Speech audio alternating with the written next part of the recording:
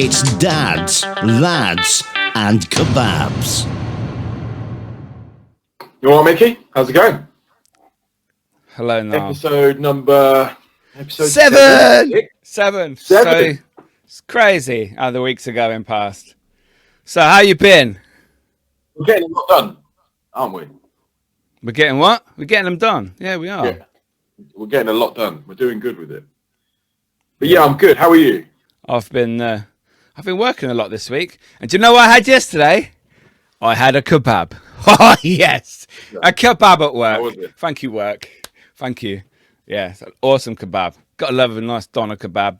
Basic and simple. That's what we like. No bread. What you been doing? No bread. No pita bread, no. No.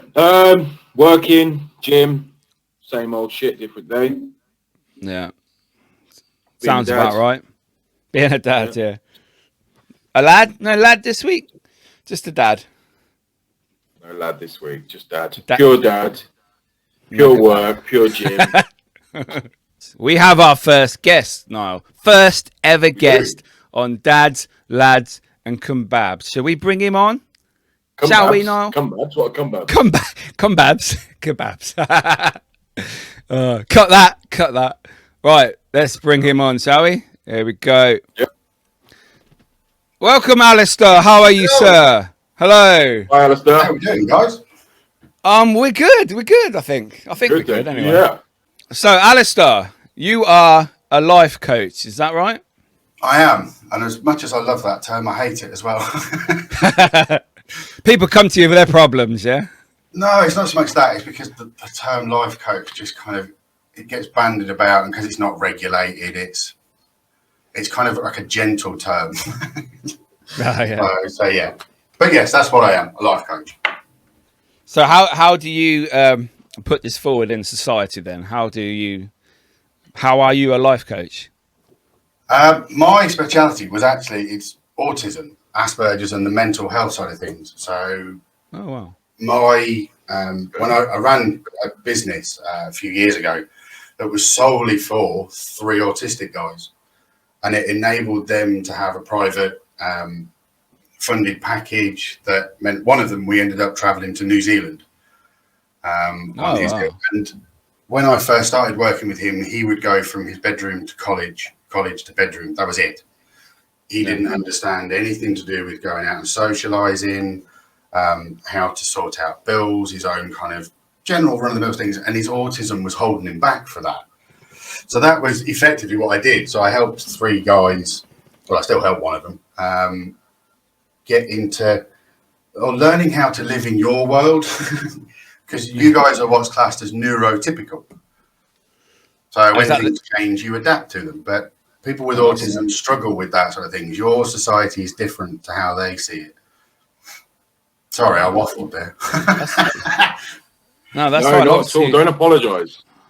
I'm normally on my own. I just record these, although I record them live, I never, in my head, I always think I'm just recording to one person and then just talking to that person about what's going on. And then I just leave it live. I don't edit it, nothing. So I stand a good chance of offending people. You guys can at least cut stuff out.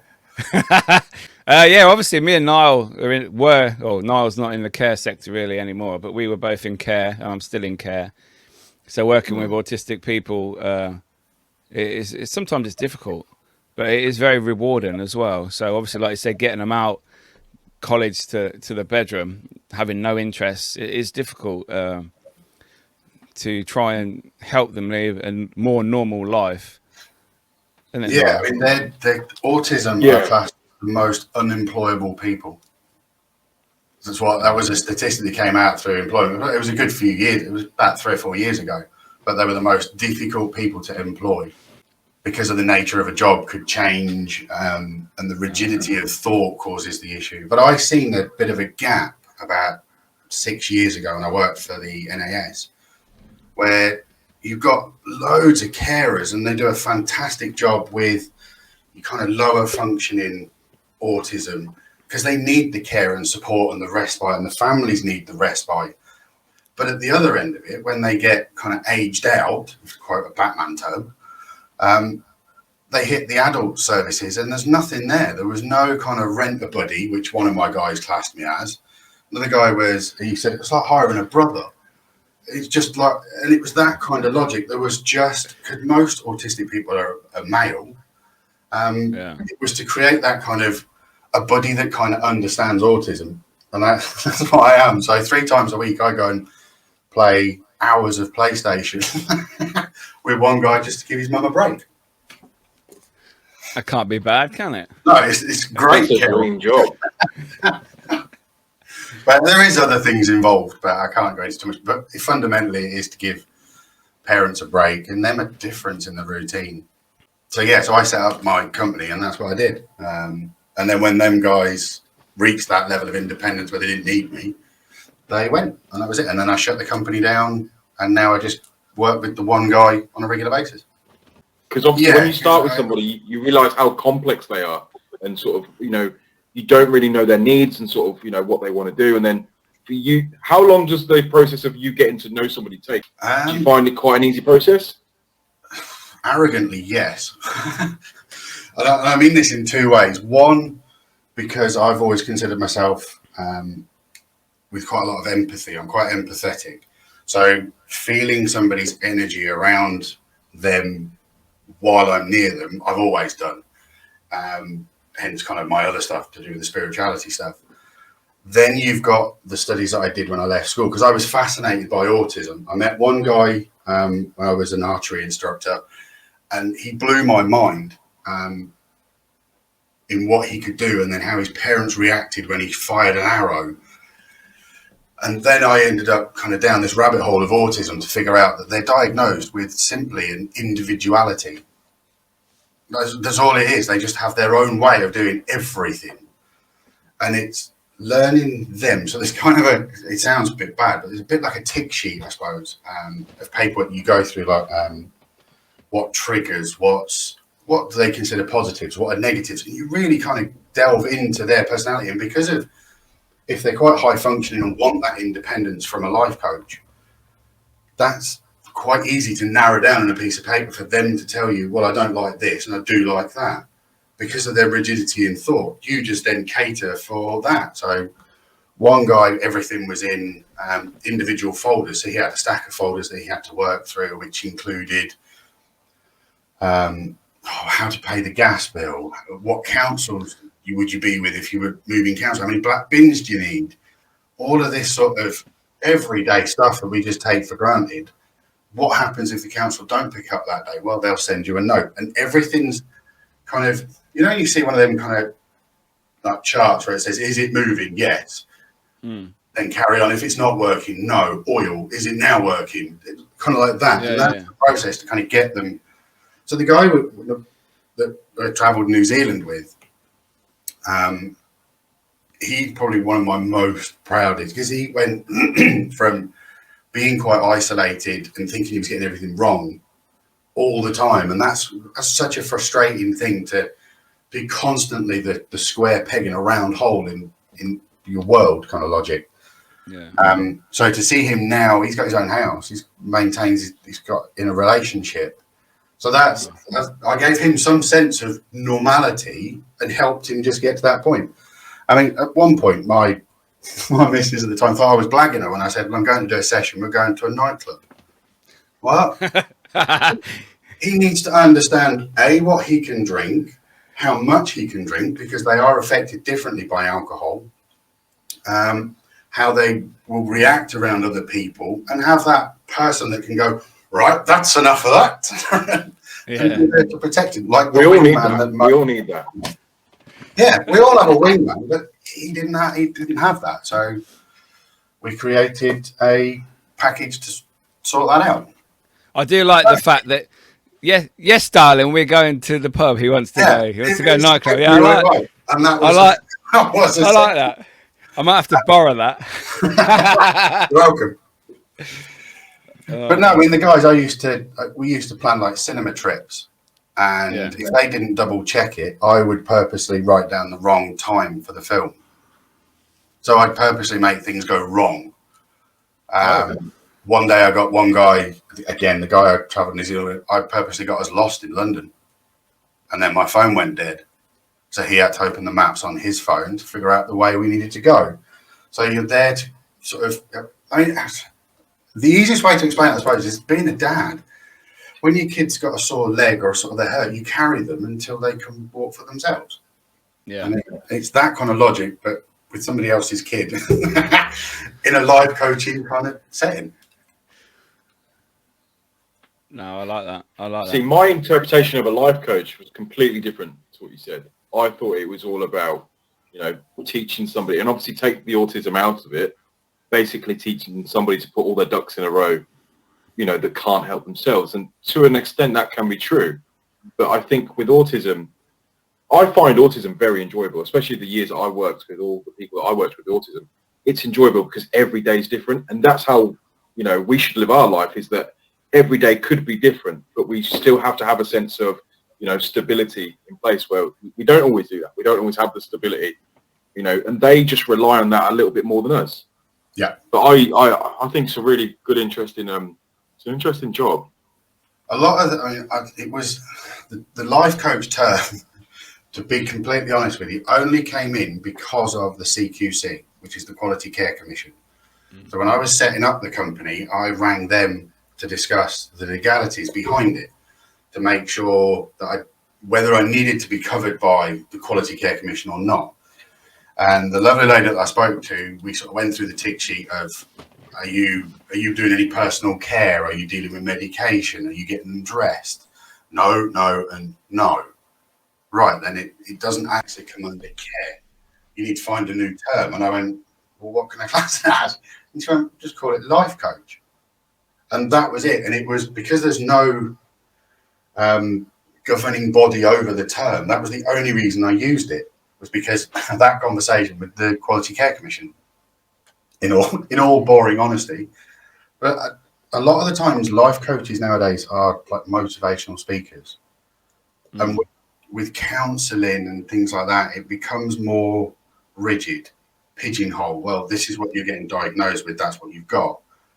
Whereas from my perspective as a life coach, I've had mental health all of my life.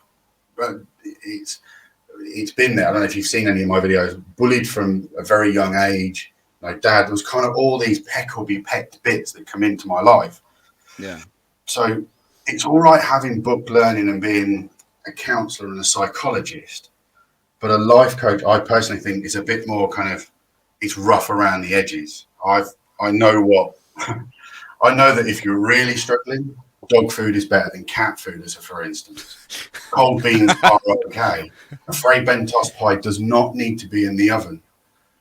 There's all these little things that I've learned because I've had to do stuff to survive at times in my life.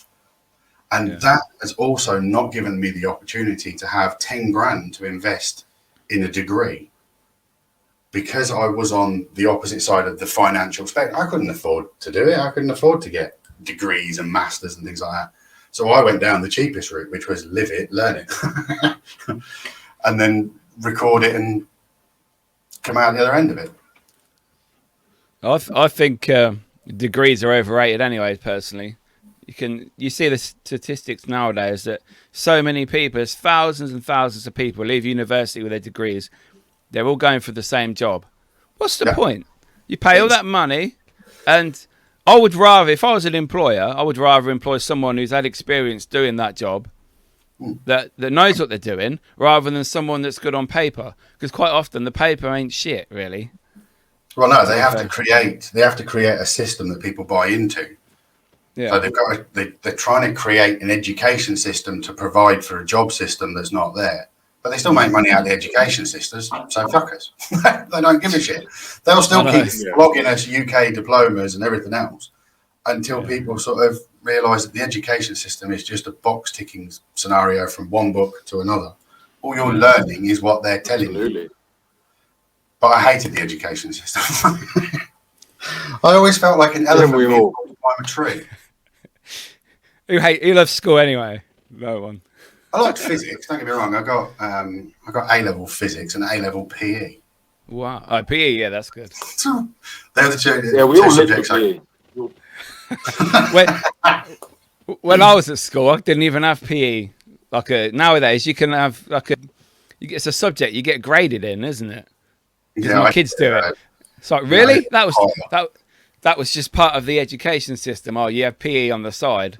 Nowadays, you actually get exam and grades in it. Well, the thing is with education is that the regimented routine is that the fact that you come to a classroom base, you learn this, you learn as you do as you're told, you know, you grow up, you get a job, you get a degree, you get married, and that's it. How do you measure your success scale if all you've ever done is what you've been told to do? You know, you haven't achieved anything yourself, you've just been told exactly what you're supposed to be doing. I love that question. What is the measure of success? What makes you happy? It ain't sitting in a Bentley. When I see somebody driving along the road in a Bentley, I just think knob. A Bentley, a Ferrari, something expensive. I just think I've got literally a Vauxhall Corsa that's probably worth about $350 because there's change in the door pocket.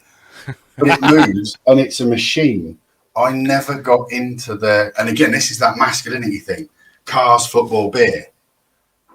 Yeah. Cars for a bit until I worked out that they're actually rock box machines that cost you more money, and I'm buying into a system that wasn't providing for me. Like, it's just a machine. It's like a tractor. Just go from point A to point B. So yeah, I kind of. Were you guys into those three things? Just as a masculine question.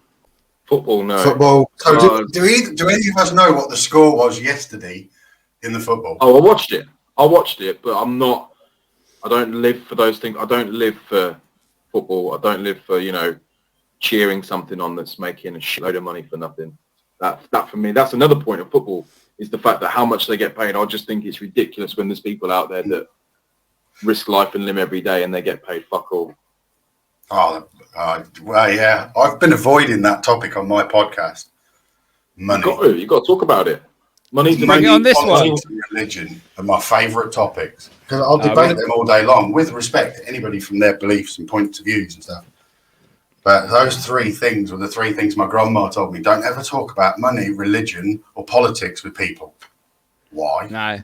On this podcast, we don't do race and we don't do politics. Probably not religion either, but money we can talk about. All these rich fuckers out there. Yeah. I mean, I heard a statistic. Yeah, money's one of those things, though, isn't it? That said that it was something like between 3 or 5 people in the world, the 3 or 5 richest people in the world, if they gave away just 1% of their entire value, you could pretty much solve world poverty. Is that the Rothschilds? Well, you got the Rothschilds. Then what's the name of the new bloke that's just been? He's got 177 billion. Is his? He's got more money than 3 flipping continents, apparently. He would need to spend £20 million a day to get rid of it before he dies at the age of 80, say. I seen this on somebody else's YouTube video the other day, and I thought that's amazing. I literally live from hand to mouth because I have no expensive needs as such. But what would you do with 20? Somebody said to you, right, you've got 20 million quid, you've got to spend this today. I don't think I could. And then you've got to spend the same amount again the next day. I mean, after a week, you're bored of money, surely. If you think about it, right, each day, for example, 86,000 seconds in a day. You had £86,000 a day to spend. Right? What would you spend it on every day? But the realise is time, how important time is. You were given that amount of time every day. How much of it do you waste? How much of it do you spend not doing what you want to do, and you just work for somebody else and go home and sit down for 4.5 hours? You know, so we're all rich in our own way. We are, definitely, because we've all got the time to do things. But it's about what you do with your time that makes it significant. Oh, yeah, definitely. So, absolutely. Money in itself is one of those things that some people need it to feel like they're living a normal life. Again, like I said, that, you know, it's all about, you know, you need to have money. You need to have security. You've got to have a good car. You've got to have a good job. But why? What makes you different than anybody else if you don't have the same, you know, amount in your bank account as the other one? Because that's where it all starts at school, isn't it? That's where you're primed to what you need to do. Girls are told, well, they were in my day, you know, be prepared for womanhood. So they did home economics, and I did modern studies as a bloke and woodwork. And it was like that. And I'm not saying that's right, but we were being geared up that it was my job to be the dad of the house, to be the main income provider. And yeah, no, I didn't fit that. I didn't fit that role at all. I don't give a shit who owns the most money in the house. As long as there's money coming in, the bills are getting paid. Yeah, we spoke about this before, but in my house, I do the cooking and the cleaning, and my wife does the man jobs. Right. So, you know, we're not the stereotypical man of the house. Plus, she earns more money than me as well, and she's my boss at work. So, I'm fucked either way. Penny was my boss at work, just briefly. Yeah, puts you in your place, doesn't it? It's like, well, okay. I quite liked it. But that's it though. You know, that's another thing as well, is that I think men as well, they fear masculinity in terms of, you know, a woman earning more than them. That I think that's a fear thing out there. You know, successful relationships. Who does it matter this day and age if a woman earns more than you? I mean, for me personally, I'm not bothered about it. You know, money's money. Pays, like you said, it pays the bills, and that's what, for me, that's all it's for. I mean, do you guys I mean, Mickey, you're in that situation now. Does it bother you that your wife has a higher income than you? No, not at all. Like Alistair said, money's money. If it comes into your household, as long as you spend it wisely and everything. We share. Yeah. What's yours is mine. One of my ex-wives shouted at me once about money, about wasting money. To me, money is like a hammer and nails. It's a tool. You use it to do something with it. You can either use it to productive, or you can do what some people do, and they put it in the bank and use it to make more of itself. But you could, if you buy, I don't know, hammer and nails and wood, you've made something with it. So it was the first tool you needed to get what you wanted. Crazy, weird sort of logic. Yeah. Yeah. And she'd had a go at me about this money, so I set fire to 500 quid. What? Just burned it there and then. I couldn't give a shit. I have no emotional attachment to money. It's paper. You can make more of it when you need it. And I've always had an issue with money sitting in my bank. Okay. Because if it's in the bank, they're making money out of it. I've got no money. I've got no control over that. No. So I used to keep money in the house, or it was in boxes. Under the bed. Yeah, there was nearly 90 grand in stuff in boxes at one point in my house because I didn't trust the system. What the fuck? And I was not prepared to put it in the system in any way. Wow. But I also don't like leaving it sat there. So I spent it and got rid of it. Little local shops. I'd buy stuff I didn't need in local little up and coming shops. Buy stuff off people that are starting business I didn't bloody need, just to help, because then that piece of money is the tool to help that person, not necessarily me. Yeah. So yeah. Oh, then I got divorced, so I ended up fucking skin after that. So I was going to say. So I went from that to going through a divorce that cost me nearly 170 grand. So it was all good. The burning of the £500 pushed you that slightly towards I just don't care about divorce. Money at all. I just genuinely don't care. So, for instance, I'm driving around in a cheap ass car. If you're coming towards me in a Bentley, which car's worth more to which person? Mine's still worth as much to me because I still need to get to work as his is to him. But the value of the car somehow sways this. And people's perspective of you as well. They judge you, don't they? What? Oh, I love that when I get somebody give me a bit of shit on the road and then I get out. You've got this tiny little car. They see the ponytail flapping near the headrest.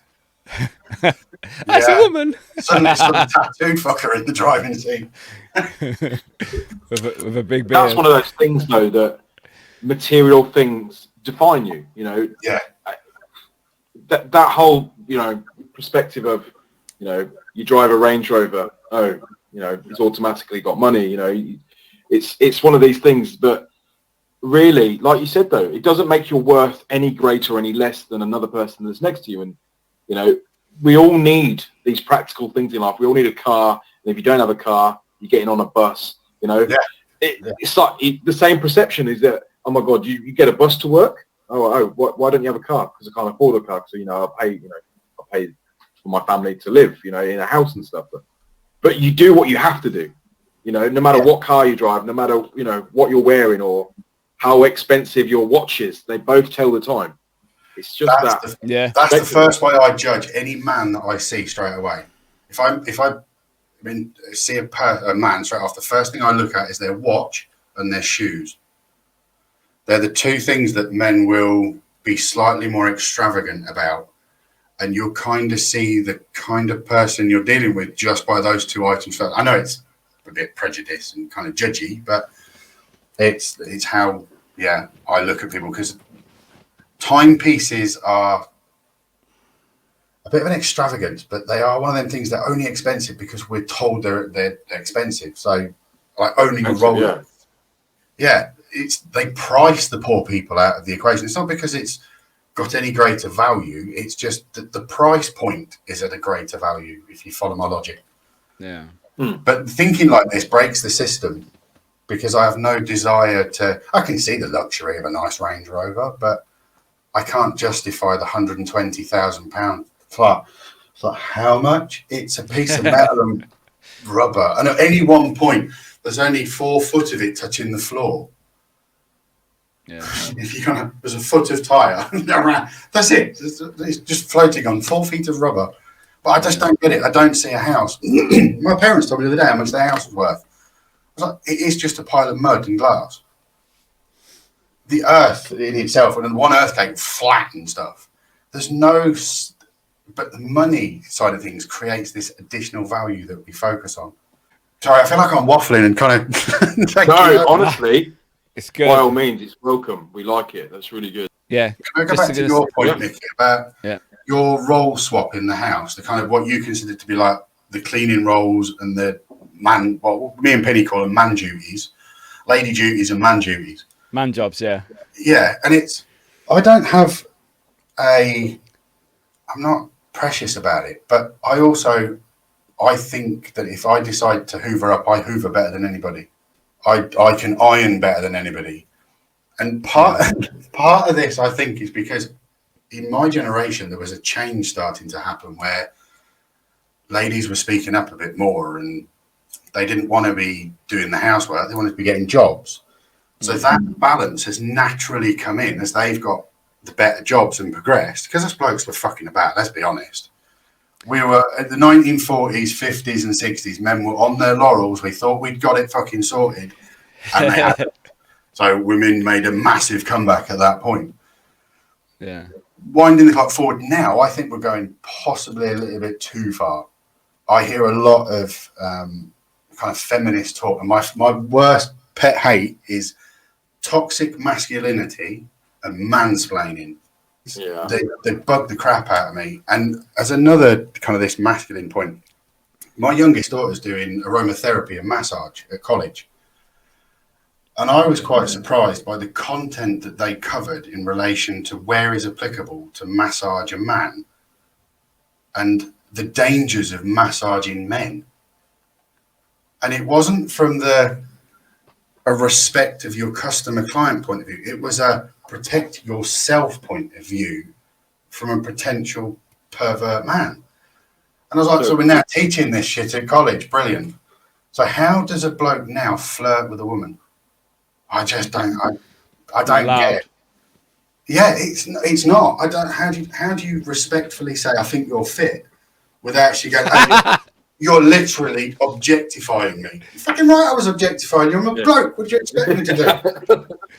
I don't. I also said to my daughter the other day, it's your world now. You change it for you guys. I'm already at the end of mine.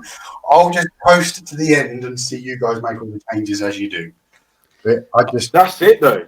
That's it. You've got to float along with it, like, because that's what you do. It's sort of like you said. How does a man approach a woman in terms of without, like you said, objectifying them? I think you've just got to put in a CV now. What's the one reason you walk up to a woman to talk to her? It's because you fancied her. You thought she was attractive. Something drew her to you. Now you've objectified her straight away before you've even said it. You've thought it. Well, there's nothing we can do about it. We are never going to not do that. That's how we hunt. Wasn't there a thing a few months ago where there was that 97% hashtag was going around where 97% of women have been looked at, spoken to, wolf whistled, bibbed at, or even hit on in a pub or something by men? 3% must be bloody ugly. Yeah, they're the I ones. want to know what that 3% look like. Fuck. I don't see anything wrong if I'm walking down the street and there's a fit woman or a fit girl. What's wrong with me looking? It's your intent. I'm not going to fucking jump on her. No, and this is the thing. Women just think we are. It's shocking. Oh, he looked at me, called the police. Fuck off. So what? Does my head in? It's women's automatically, ladies are automatically programmed through nature to look for threat. That's the female brain looks for threat. And a man can be a potential threat. It's isolating certain blokes. Yeah, certain blokes are sleazy. There's always going to be sleazy blokes. There's always going to be blokes that think they're funny and they're not. They're being sleazy. There's always going to be that Benny Hill, Roy Chubby Brown kind of bloke out there. Yeah. But to make every bloke, as far as women are concerned, like that's wrong. They wouldn't like it if we did it. We'd start telling blonde jokes. But this is where I think they're not looking for equality. They're looking for superiority. And in politics, let them have it. If women want to control politics, do it. Let them have it. I think we're... Prime Minister, I'm voting her straight in. I think women are more dirty than men now. I know so many women that are like the disgusting filth that comes out their mouth. I don't know many men. I don't know many men that are like that anymore. Maybe society has changed them, and like you say, we are now not allowed to be men anymore. No, we're presumed predatory. We're controlled by women, controlled by society now to fall in line and be pussies. Yeah, because the other one that amazed me is the statistic on earnings. If you actually look into this, more women earn more money than men in the world. Yeah. The statistic was just propaganda. Anything that has a gender-specific title to it and it's on social media is just propaganda. It's probably bullshit. But it gets people arguing. It's what sold us, though. People talking. Yeah, they end up just arguing, doing stupid comments on memes and, but like you said, Mickey, your missus earns more than you. My missus earns more than me. So there's 2 for the statistic. What about you, Niall? She earns more than me. There you go. No, we earn the same. We earn the same. Full hours. Is she your boss? Oh, he's froze. Oh, I killed him again. Oh, he's back again. I'm back. Yeah, you killed me. Every time you talk, you fire me off. She's definitely the boss at home, 100%. I mean, when it comes to bills and things like that, she has it all down to a T, and that's because she's a lot more academic than I'll ever be. So she puts all our bills in like a little planner, and she knows exactly when they're getting paid and how much they cost. I don't even know how I'm living it. I just live it. That's it. He wakes up in the morning, has a coffee. Yeah, it's half of mine. But I'm grateful for that. So like I said, I do the cooking, I do the cleaning, I do the washing, the ironing. And for me, that role reversed when I grew up in a single parent household where my mum was like, you're not sitting around. You're going to learn how to iron. You're going to learn how to cook. And you're going to learn that keep your room tidy, keep the house tidy. Otherwise, you'll know about it.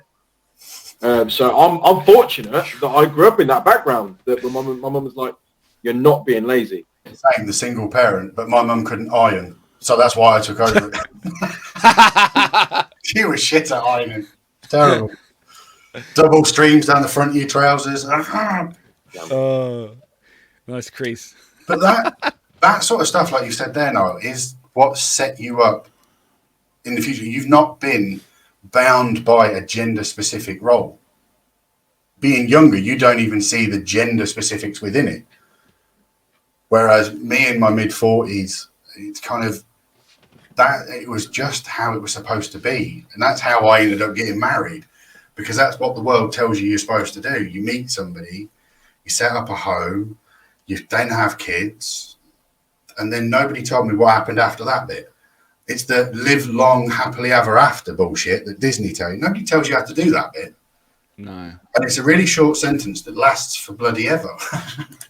That was one thing that I thought about growing up was you looked at people in a certain way of oh, how come they've got to that level where they're comfortable? And what I realise now is the fact that you're never going to reach that fulfillment of, I've got a house, I've got money. I think you can't stop. You've got to keep going. You've got to keep going. It's the same with my thought of retirement. I don't ever think I want to retire from anything, because what do you do? What's your main focus? You're never going to reach your full potential. I think that's a way to live. Definitely, but again, it's then measurable scales. But I mean, I left school. I wanted to be a farrier. I was putting shoes on horses. I did 6 months of a farrier apprenticeship, and then you wind the clock forward 20 odd years, and I'm a life coach. Like I said to my daughter the other day, just if you think you like the idea of a job, do it. Give it a go. Try it. If you don't like it, leave it. There's no emotional connection to people getting a job. Just get another job. Yeah, I was like that. When I left school, I did a year of sixth form, and I did leisure and tourism. I wanted to be like a leisure centre manager and like run gyms and all that. I didn't do any of that. I passed the course. I went straight to work at Kodak on nights, printing people's dirty photos.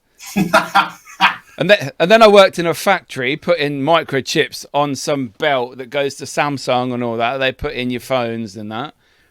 And then I worked in a sandwich factory. And then I did van driving, and I'm in care now. Absolutely nothing I studied for that I wanted to do, but I'm happy. So I think it doesn't matter what obviously there are goals that you should have, and I think it's healthy to have goals. But if you don't get there, then I don't think you need to worry, because you can still be happy doing other jobs. I think it depends on where you're looking for the validation from. Exactly. If you're looking for validation from your neighbours, the kind of neighbourhood you've moved into. I mean, I live in a little village. And yes. Everybody knows everybody's business. I can't be doing with it. Absolutely. I'd much rather live a mile away from everybody.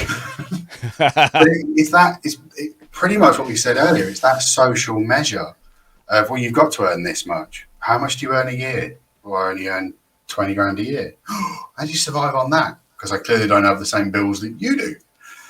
Do you know what I mean? I never bought into that. We could run through my job history. That's quite funny. So I went from a farrier to an event rider. So I was a paid riding instructor and show jumper. From then, did door work in Glasgow. Then I spent a bit of time out and about on my own on a beach and didn't do anything for about 8 months. I was technically homeless. I disappeared. Oh, wow. And then I moved to England, and then it all started to become like a normal person. I then got a job in Tandy's, and then went to work for Jaguar and did all these kind of like normal jobs until we got to the point where I realized I didn't like working for anybody else. Yeah. I can't be doing with it. Unless that person I'm working for, I really respect them as a person, I struggle to work with them because they command respect by position granted by a company. So... And I just kind of went, I don't play well with others. So I kind of work for myself. Even when I'm employed, and Penny will confirm this, because I worked for Penny's care company for a year. I told her at one meeting, I'm not employed, I'm self-employed. But I chose to enter into a self-employed contract with your company to provide a service that I've agreed to. And she put, yeah, that's an employment contract. I went, no, I'm still self-employed. I've just agreed to be bound by your contract. If at any point I decide I don't want to be bound by your contract, I'm self-employed. I can do what I want. You're not the boss of me. Yeah, that's not how employment law works. No, that's how my head works. Because if I'm working for you, I don't have the same motivation as working for myself. So, this is why I do life coaching. I'm totally broken. This is what happens in my vlog. I just get brain farts and it just falls out of my head. And it comes onto screen. So, Alistair, you said you have a podcast. Is that right? Yeah. I don't know whether you call them vlogs or podcasts. I don't know now. But I'm moving everything now solely to YouTube. You guys are the first to know, but I'm coming off of Facebook. I've closed LinkedIn. I might keep Insta for a little bit. But Facebook I'm done with. I can't be doing with, I'm constantly being asked for money. So I'm going to move everything. But the podcast's now going on to the YouTube channel. Yeah. And it's a vlog podcast where I just kind of talk about a particular topic. So I don't know. I've spoken about trust, men and emotions. Tonight I'm going to talk about becoming a dad. Because when my eldest was born, I got diagnosed with paternal postnatal depression. I could not cope with Leah crying at all. I didn't know what she wanted. I'd fed her, I'd cleaned her, I was holding her. Why are you crying?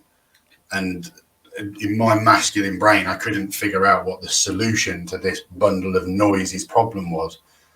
And that would just get me really frustrated. And I would just put her down in a cot and I couldn't be anywhere near her. And that's a horrible kind of, I need to get there to fix it. But if I go there, I'm going to get annoyed. And I don't know how to now battle that.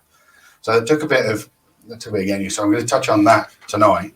But yeah, I've spoken about it because I've been married twice, divorced twice. So I've basically been fucked over twice financially because the bloke's always the bad guy in the equation. Yeah. My kids were kept away from me for 5 years. Oh, my youngest was kept away from me for nearly 10. Because women can be absolute poisonous witches and cows when they want to be. And that's kind of what I'm going to talk about tonight is just how much damage a fictitious parent can be when they stop a parent that they deem as unfit having contact. So yeah, so it's all kind of, I wouldn't like to be some of my friends sometimes or an ex or because if I'm brain farting and having a rant, I'm sure some of my friends have watched it and gone, fucker's probably talking about me. And maybe I am, yeah. And I'll call people out on their bullshit. If you know, my biggest bugbear just recently with, and I said it on the podcast as well, but I think it might have peed a few people off, is meme sharing to do with mental health. No. When the people share a meme about men's suicide rates, that was a good idea. Remind some more men just how easy it is. Yeah. Do you follow the kind of backwards logic? If you think you've got a bloke on your Facebook that you are friends with, apparently through Facebook, and you think they're going through a shit time and you've not heard from them and you feel that connection, message them. Don't share a fucking meme. A meme never helped anybody. Physically interact with somebody helps, but people don't. No, they'll just keep sharing. I don't think people do, and I think that interaction kind of falls under that whole society that we live in now. Is the fact that everything is social media based, and that if you share somebody's experience, that makes you a good person, but yet you won't interact with them on a level. It's like if you've got a friend that you haven't heard from in a while, and you know they're quite a person that likes to get out there and talk and have a chat, and then also just check on them. You don't know what somebody's going through behind closed doors, and that social media world that we live in, where we post stuff and we don't know how it's going to affect other people, is one of those things that people have no filter anymore. They don't have a filter in what they share. Whereas when it comes to speaking, they won't have a conversation, but they'll share to help, and that makes them an advocate. I don't really think so.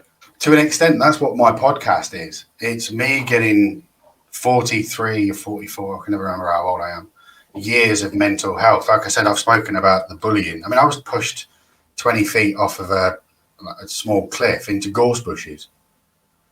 And It wasn't the fall that was the worst bit. It was laying there afterwards. Every single movement fucking hurt because I was flayed into these spiny gorse bushes. And the motivation behind the people that did that, I've spoken about sort of bullying and stuff. I don't like bullying, but I think kids need to be set up to defend themselves better, and people should be allowed to defend themselves better. Which kind of brings me to the point I made right at the beginning. Just let blokes have a bit of a scuffle. Let them have an argument. Yeah. I mean, two blokes are fighting. Let them go for it. Give them 30 seconds. Most fights are over in 20, 30 seconds. They're done. Just leave them to it. Take one to A&E and the other one to the bar, which I just kind of, you know what I mean? I don't get, people are so easily offended nowadays as well, and they're offended on behalf of other people. Oh no, too many snowflakes, does my head in. Well, that was kind of the philosophy back in the days, the fact that you'd have a scrap and then buy each other a pint afterwards. You know what I mean? It was sort of learn from it. Yeah, get it done and get it all out and then just literally move on. You can't hold back. Because the problem is, that's what kind of brings the whole, you know, the knife crime and everything up this day and age, is the fact that people bear grudges too much, and they let the toxic feeling build up inside them, and then they're pressured by other people saying, well, that person's just disrespected you. What are you going to do about it? Well, they focused in those situations. Kids focus on the fail rather than learning and being resilient from what caused the failing. So I don't know. They get you lose an argument, you lose a fight in the street with somebody, and then you go off, get your mates, and get a knife. No, you've swung the balance now completely into your court and made it unfair. If you lost, have the resilience to sort of have a little word with yourself and go, I need to be quicker, faster, or smarter. Or don't pick a fight with somebody you know you're going to lose. But nowadays, I mean, my Penny's ex, he's a classic example of a pain in the arse bloke, because he's one of them blokes that will wind you up and get right in your face. And he wants you to hit him because that makes you the aggressor, because in the eyes of the law, you started it. And that sort of mentality is rife in that I can keep saying whatever I want to say, get as close as I can to you. But the second you retaliate with physical violence, you're the one in the wrong. And that's a really fine line to kind of what is classed as reasonable force. Because I genuinely could have decorated a room with him. He wouldn't have stood a chance. But that goading, that baiting you to do it, where you know it's not mutually respectful. When somebody genuinely says, right, come on, let's take this outside and sort this out, there's a mutual understanding between the two of you that it's going to be a fight. No hitting while you're on the floor. You allow the person to get back up. If they get back up and they start again, you're welcome to put them back down again. But if they get up and they come at you, they're fair game. But you don't go after them lying on the floor. These were kind of unwritten gentleman rules when I was a kid. But nowadays, no, I've had 2 knives pulled on me in my life.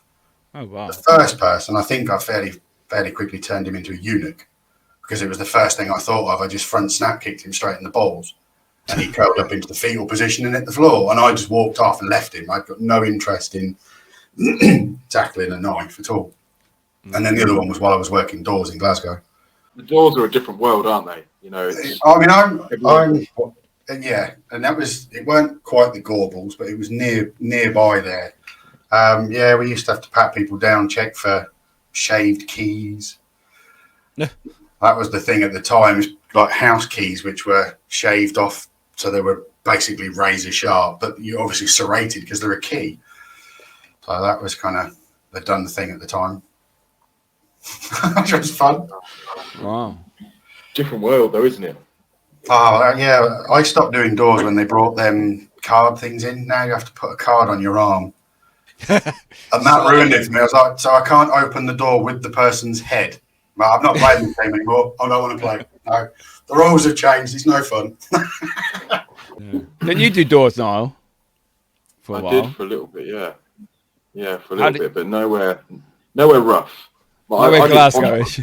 Nowadays, you guys are wine bars. I think you guys are more like kind of like security guards now. You're a credible witness to a situation. Doors, I'm talking about when I was working doors, the police wouldn't come into the nightclub. The doorman would deal with what was going on inside, and then the police would pick up afterwards. And nothing was ever asked about what happened to the person inside the club. It was just to get them out of the club and away. Whereas now, there's none of that. Pubs can't physically defend their pubs. They have to put people on the door. And most of the time, all you see them doing is telling people to move away from smoking. No, you can't come in and move away with your fag. And that's pretty much it. And I just thought, this is boring now. I like dealing with piss heads and throwing them out of a fire escape. It was fun. Makes a Saturday night interesting. It's good money. Yeah. That was the only reason I did it. It was money, and again, I worked for myself. Around the same time, I used to collect. Used to help a guy collect money. I used to get 10% of whatever I got. You can't do stuff like that nowadays either.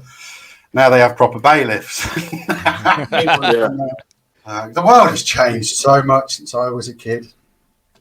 Do you feel sorry for the younger generation? Oh, what? Now you have to figure out what your pronoun is. Yeah, all that. What's your pronouns, guys? Oh, was that the wrong one? Yeah, fuck knows. That's what I don't mine even is. know. No What is a idea. pronoun anyway? Pass. Didn't do English. I was in Scotland. The Scottish. Yeah, I know. I don't understand it now. When I was a kid, we were governed by our parents, the adults. Yeah. The adults were what made changes in the world. Nowadays, you give a kid a microphone and they're off. I don't know, that dark-haired, annoying kid that's constantly blabbing on about how the world should be this and how adults should do more. Say what you like, love. It's your world. Stop talking to the adults. We're on our way out. What, that Greta woman, girl? Yeah, Greta that's Thunberg or whatever. Thunberg. Good God, yeah. Yeah, If that you're little so rat. passionate about it, go and do the work yourself. Stop telling everybody else to do the work. Lead and they will follow. That's how it works. Don't stand with a microphone telling people what to do. That's what Hitler did. Yeah. First time Hitler's been mentioned on our podcast. Well done. Well, I don't like That's dictatorships. And anyway, I mean, that same topic, pollution in the seas. It is not my fault that a straw ends up in the sea. I live the furthest from any ocean, Northamptonshire. There is no sea near me. So if I put my rubbish in the bin and I've handed responsibility of that rubbish to somebody else, the fact that it got in the bin is not my fault. Yeah. It's in the turtle's nose. And But why we pay to have that money that rubbish taken away as well. So exactly. Why aren't the pay council those bills to by empty jars? Recycling, they come and collect it, take it away, turn it into a new product and sell it. Why ain't I getting any kickback from that? Put it in your black bin. Yeah, when I was a kid, you took the bottle back, you got 5p or 10p or whatever it was on the top of the bottle. Yeah, back to the shop. I remember that. Yeah, paid recycling. If they put some form of weighing thing on there that weighed how much recycling you got paid for it, more people would do it. Fucking too right. But the government wants to make 100% profit out of it. And sell it to China. Yeah, well, yeah, the actual rubbish. Yeah. And then they dump it in the ocean. I'm going to end this on a dark point, but I hope that I live long enough to see and witness the demise of the internet. Yeah. I hope that in my generation we go full retrograde. People keep chatting about it. We go full retrograde, dark ages.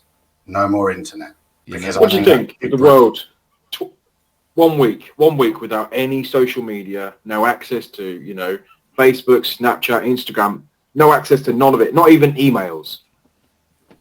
Well, the world collapse.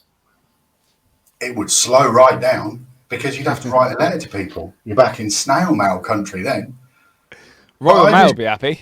I just want people to, and again, this is that you give a person a microphone, they have an attitude kind of logic. But I just think people need to focus more on themselves, their own goals, ideals, what makes you happy. It's not measurable by somebody else.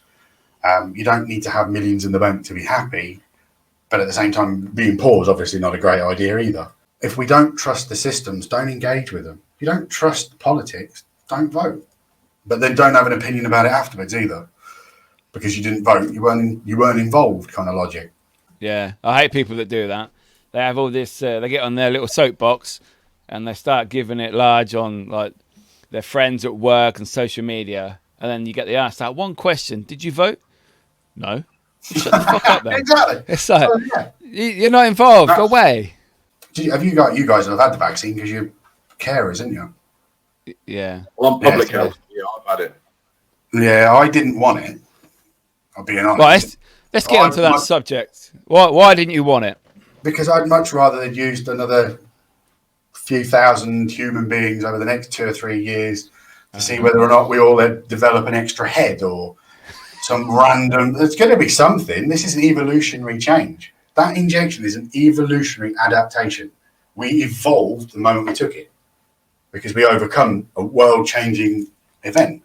And I just worry that there'll be repercussions. But I spoke to the mum of the guy I support and said, look, if you tell me that to maintain his bubble and things like that, then it's imperative and you'd like me to do it, then I'll do it. But if you give me the choice, I'm not doing it. But not for any sinister kind of. I don't believe that. Conspiracy reasons. Yeah, I don't believe there was a microchip. I mean, don't get me wrong, shitloads of people have profited out of this that shouldn't have. And the conspiracy theorists will have a while of a time with that for the next 5 to 10 years. As all the Freedom of Information Act information, we get it, we'll figure out what's happened. We won't know that for another 10 years yet. So, yeah, I worry that there'll be a side effect to the injection. Yeah. It's the same with track and trace, though, isn't it? Like, we're all tracked anyway. You know, everyone knows where everybody is this day and age because you say something, you know, it's got a location behind it. So we're tracked anyway. That's why so many of these YouTubers and bloggers, they advertise VPN things, don't they? All we see at the minute on there is them telling you about VPN providers so you can mask where you are. So, but yeah, I'd like to see the end of the internet. I'd like to see a reset that puts the earth back in charge a little bit. And this is part of kind of being a kind of pagan, I suppose, is the world will find a way. And we are literally just an ant. We are such a small creature. There's lots of us, but we're a small animal. Yeah. And with the way the world's changing and kind of global warming and stuff, I mean, that started when I was a kid. CFCs, they were the first thing I heard about. It was all global warming, CFCs. You couldn't use links because it was putting a hole in the ozone layer. Well, how the friggin' hell does that work? And then it was fridge freezers and all this kind of gas stuff. Oh, yeah. And it's just changed over the years to kind of pollution and ice caps melting, global warming, wind farms. I mean, wind farms have been going up for years. Have you seen your electricity bills go down? No. No, because we ain't going to feel any of that benefit. They're going to make the electric cheaper, greener, freer, and we're going to still pay the exorbitant amount of money because they want to pay their bosses top whack. Exactly. It's like things like coal mining and things like that. Like people were using coal for hundreds of years, from when it was first discovered. It provided jobs, it provided security for people, and then all of a sudden they realized coal's not worth as much money as, combustible electricity. So then it's all about the money. It kind of closed that sector down because it's not big enough. And I think it's about moving with the money. And I think the money is causing the damage because the more, like offshore mining and drilling and all that sort of stuff that we do, I think that's what's causing the damage further down the line. Yeah, definitely. It's the corruption of money, power. I mean, to bring this to kind of a topic rife now, Mr. Hancock. I'm not talking about this from a political point of view. I don't give a shit about the politics. He's a bloke that had an affair.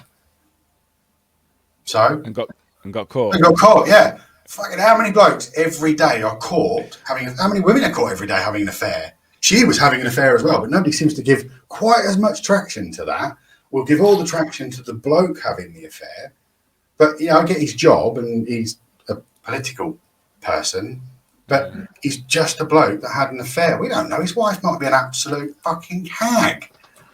That might have been the only way he got some. Do you know, I'm kind of the other side where I just think a bloke's been a bloke. Yay, he failed as a politician. That's because he's a bloke and did a bloke thing. So I don't give a shit about the politics. I just think, whoops, another bloke got caught cheating. Yeah, and like you say, they're emphasising on the man aspect of that. Yeah, it should be like you say, it's her as well. Yeah, she's married to a millionaire. Oh, not anymore. No. She's probably going to come out and say that he looked at me a certain way. He objectified me. Yeah. I wonder how much more victimisation there'll be. But like I say, I don't give a shit about his political views. He's a bloke that got caught. Blokes get caught every day cheating. Yeah. I don't think that's a reason to rip a bloke apart for his politics. No, he just got caught by his own CCTV guy. That's the worst. Yeah. Hoisted by his own petard, as Penny would say. Whoops. Well, anyway, I think that's where we're going to end the show this week. Would you reckon, Niall? Good show? I've enjoyed it. That was an awesome show. Yeah, thanks for having me, guys. Yeah, thank you, Alistair, you're more than welcome. Joining us and giving us your awesome views. lots of things that we haven't spoken about, so it's good to get a new approach, fresh ideas, and yeah, I really enjoyed today. Like I say, my pod's going to be on podcast's going to be on YouTube. It's there under Alistair Lavender. So yeah, if you're ever struggling for some content or think, oh, what's something random going on today, see what I've got out of my head. Yes, definitely. And all you guys listen, go and check that out on YouTube, Alistair Lavender. Go see what he's up to. Go have a listen. Yeah, it's just to see whether or not, if people relate to it or not. Do you know the first thing I'm waiting for is some haters? You've not made it till you've got some haters. I've had no negative comments. Nobody's put any shit on there. We haven't yet. I kind of feel left out. No, we're still virgin pure at the moment as well. Yeah, that's what we are. I'm waiting for it. It's like, nah, if you stick your head above the parapet, at some point somebody's going to take a shot. But nobody has done yet, so that's what I'm waiting for. Yeah, I'm waiting for a hater. Uh-huh. So anyway, guys, thank you very much for listening, and we'll see you next week. Bye. See you later. Thank you, Alistair. See you later. Bye.